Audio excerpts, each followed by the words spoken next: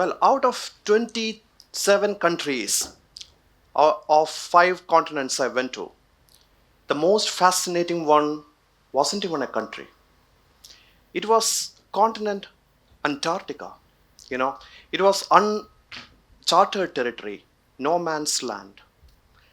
Well, my journey to Antarctica didn't start from seeing, this kind of like a advertisement on my phone or watching some reels, you know. So, where did it all start? I'll take you to that journey. I'll tell you my story. Imagine Kerala, rural Kerala. I was from Kerala, the government schools there in Malayalam medium. Well, my childhood, I didn't much like the textbooks, though, I was very fascinated with the topic of science. More into reading, the science books, popular science books in Malayalam. I was very fortunate enough to get bestowed with lots of Malayalam books, translated versions. Books of nautical explorations is what I really liked. For example, The Endurance of Shackleton and Kon-Tiki, and some fiction too, like Jules Verne's Submarine Adventures. One such book is very close to my heart. The title of the book was Fram, the race to the South Pole. The pages, I still can recollect the smell of it, the book. Well, then what happened is that, there is another force within me I really want to acknowledge, the inspiration for my journey to Antarctica. You might have noticed this beret. It's not just a fashion output, it's not just another cap, yeah. It symbolizes my association with Bharat Scouts and Guides. So I was part of the Scouts for a long time, and Scouts instilled me with one single message that helped me throughout my life and also throughout my journey to Antarctica and elsewhere. They are, be prepared. Be prepared to face the unknown, not just the known challenges, but also unknown unknowns. That's really important while exploring to the hidden dangers of the uncharted territory. After that, I completed my schooling in government schools, as I told you. Then I ended up with bachelor's first rank, university first rank, and then I did master's in Madras. I was here in this town, IIT Bombay, for 2 years. I was doing the PhD here, but then somehow it didn't, there was some mismatch, and I accepted the fellowship from Japanese government, prestigious MEXT, Monbuga Gakusho, and I ended up having PhD in marine biology from Japan. So I was there for 5 years. I speak fluent Japanese, a language very close to my heart too. So since then, I joined in a very small village in Punjab, rural Punjab. The place is called Bathinda, Central University of Punjab, 15 years. I'm a full professor now there. Felix Bast is my name. Over there, I discovered 7 new species of marine plants all around the Indian coastal region, the intertidal region. Well, a defining moment happened in 2015. A conference like this, I went to Norway, Oslo. And then from Oslo, I went, to a place called Tromsø. Tromsø is right inside the Arctic Circle. And do you know what? It's pretty bizarre. I saw the sunset at 11:30 p.m. And just after, 1 hour, there comes the sunrise. Very bizarre, isn't it? But then not as bizarre as this. I heard a familiar voice. What was it? An insect. Mosquitoes. I asked a Norwegian, have you seen mosquitoes inside the Arctic? They said, never before, 5 years ago. So it's just been 5 years that we see that mosquitoes in Tromsø. I was pretty shocked to hear it. Well, then I went to Oslo, and Oslo has a very interesting island of museum. They call Museet. So I went to a Kon-Tiki Museum. Well, the same book which I saw, they have the full ship of Kon-Tiki preserved, well preserved there. And after Kon-Tiki, I went to another museum, much famous, probably the most famous nautical museum in the world, Fram. The same Fram of Roald Amundsen on his maiden voyage to Antarctica. It was a wooden schooner. I got inside. I touched it. I sniffed it. It was then that whisper became roar. I had to go. Well, for that, I have to have a plan. So the plan was working on the DNA sequences of the polar floristic diversity, the plants of Antarctica. I pitched the idea to Ministry of Earth Sciences. Well, I went for a defense. I defended it. I won it. Next up, medicals. It was in AIMS. It's not just like a blood test or something. It was very comprehensive, including treadmill stress test, echocardiogram, even USG of the liver to see the, even the fibro scan to see the traces of alcoholism. If you're alcoholic, you cannot go. Fatty liver disease. No. Even a urine test. Have you heard of a test called cotinine? First time I also heard it for just 5 rupees test. Smoke a cigarette. 1 cigarette lasts 3 years. No, gone. Earlier days it used to be much more stringent. With an intact, appendix, you cannot enter Antarctica. Well, that rule is no longer exists, but still, why this stringency? You might think it's uncharted territory. So a mild heart attack or an infection means death. Well, I passed it. Finally, the brutal training by Indo-Tibetan Border Police, ITBP, at a place called Oli. They have an institute there.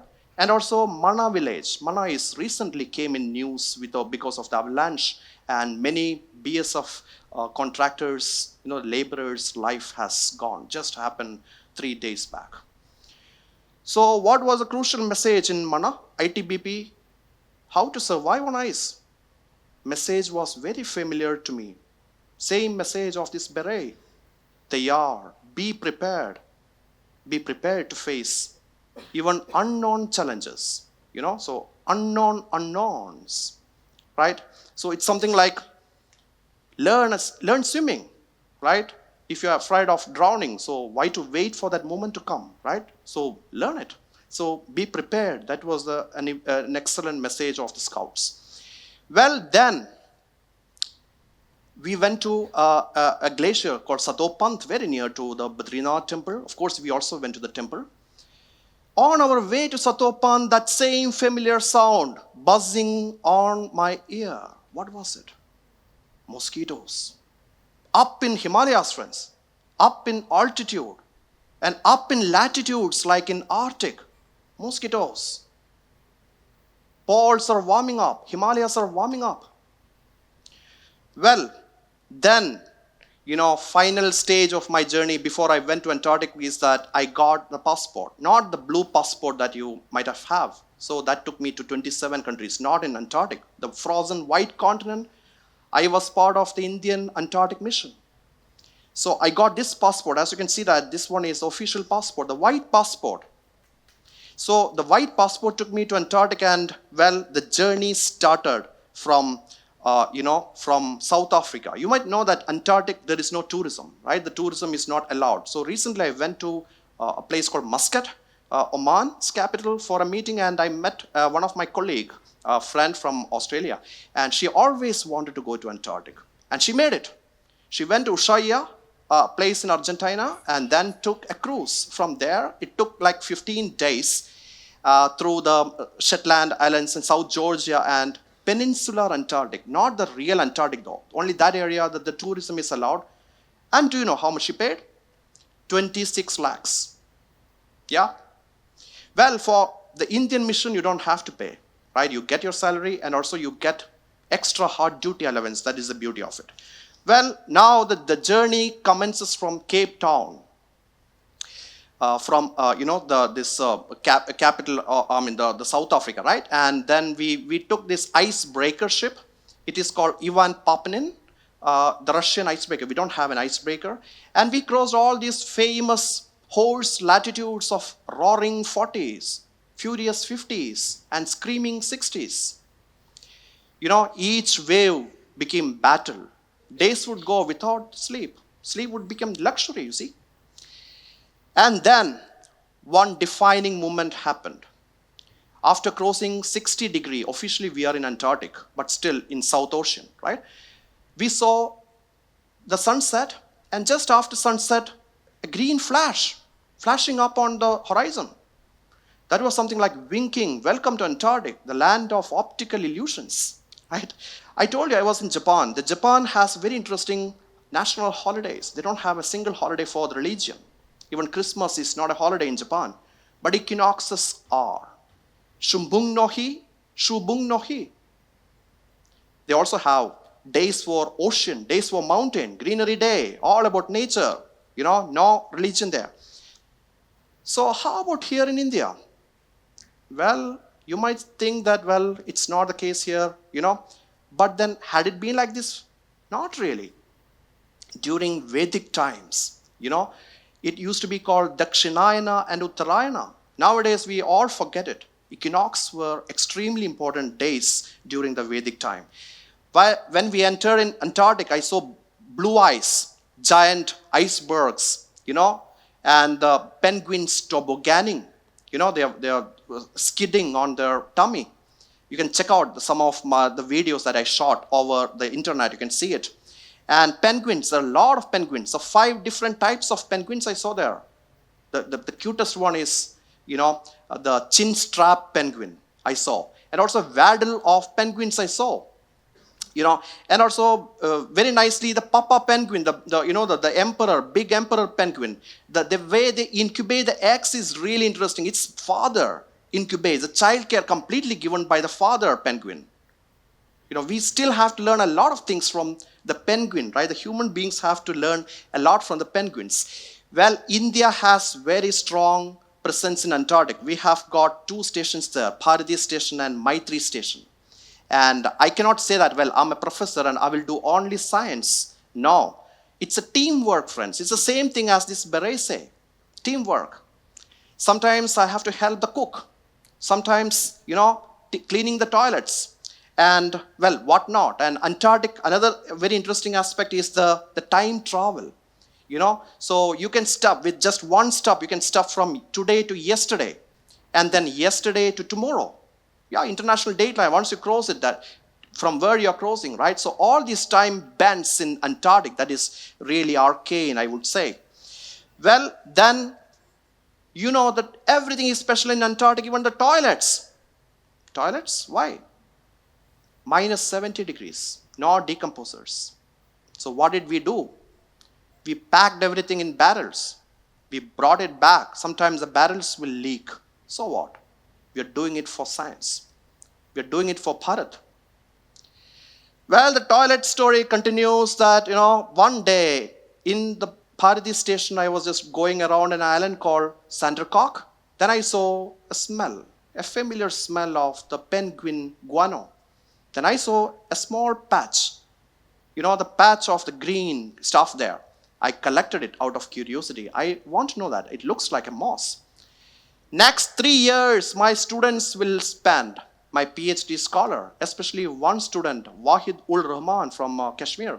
He spent 3 years DNA sequencing it. And yeah, we published that finding. And, the BBC ran the story. In its science page, India discovers new plant species in Antarctic.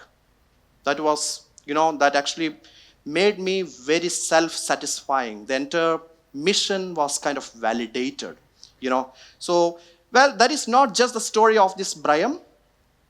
Another very interesting, question remains that, well, in Antarctic, there is no soil, It's just ice and rock.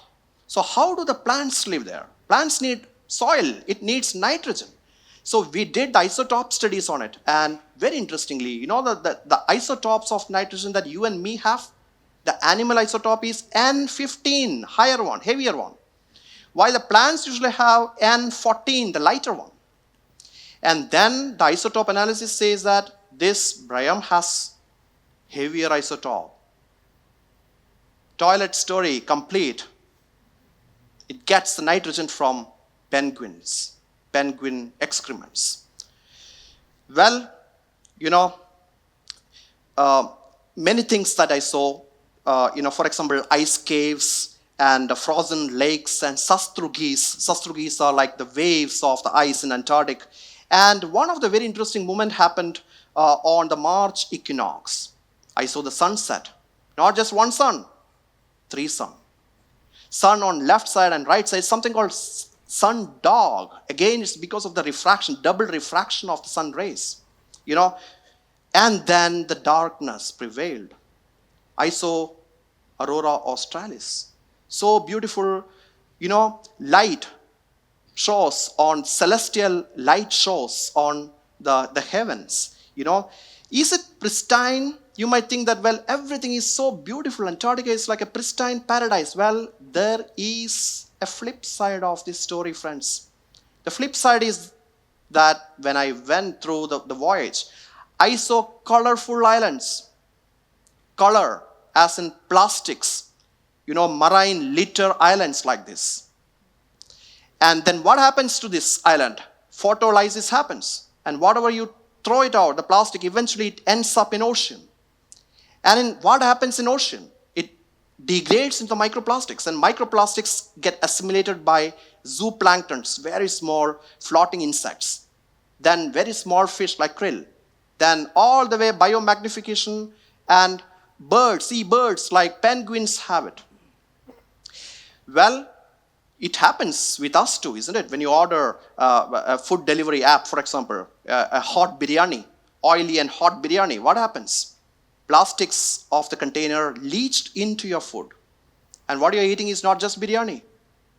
The plastic leaches out something called EDC, endocrine disrupting chemicals, that causes PCOS, polycystic ovary syndrome, and eventually infertility, like mushrooming IVF clinics.